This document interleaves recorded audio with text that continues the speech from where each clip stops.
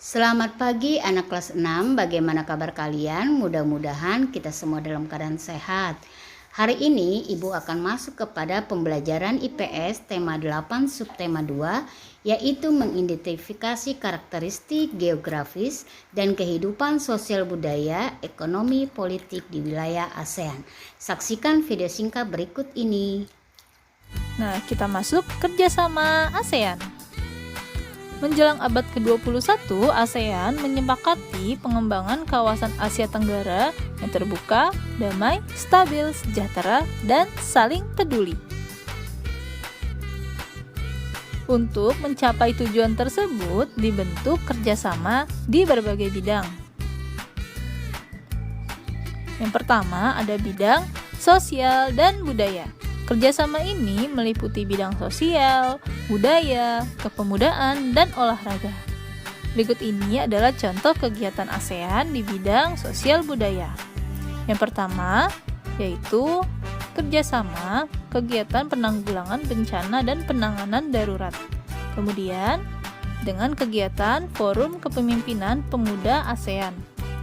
Lalu, ada juga kegiatan ASEAN Committee on Culture and Information dan juga kegiatan SEA Games atau Southeast Asian Games. Selanjutnya, kerjasama di bidang politik, keamanan, dan hukum. Beberapa kegiatan ASEAN yang meliputi bidang tersebut antara lain: yang pertama, pembentukan Masyarakat Politik Keamanan ASEAN atau APSC. Yang pasti tujuannya mempercepat kerjasama politik dan keamanan di Asia Tenggara. Kemudian pencegahan dan pemberantasan korupsi serta perlindungan hak asasi manusia. Dan juga kerjasama dalam memberantas teroris. Dan yang terakhir yaitu penandatanganan ZOFAN untuk menciptakan kawasan yang damai, bebas, dan netral. Selanjutnya, kerjasama yang ketiga yaitu kerjasama di bidang pendidikan.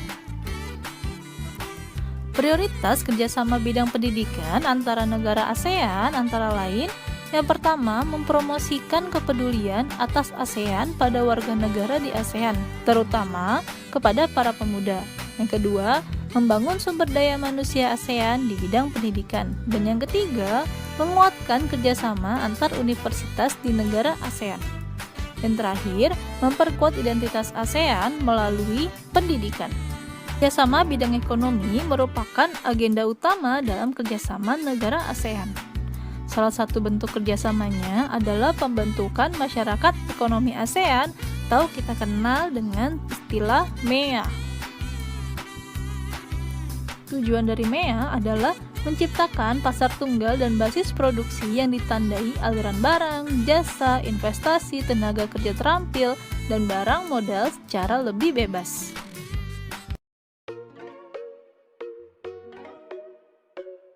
Nah, setelah kalian menyaksikan video tersebut, maka tugas di rumah adalah carilah 5 bentuk kerjasama antar negara ASEAN dalam bidang sosial budaya dan ekonomi.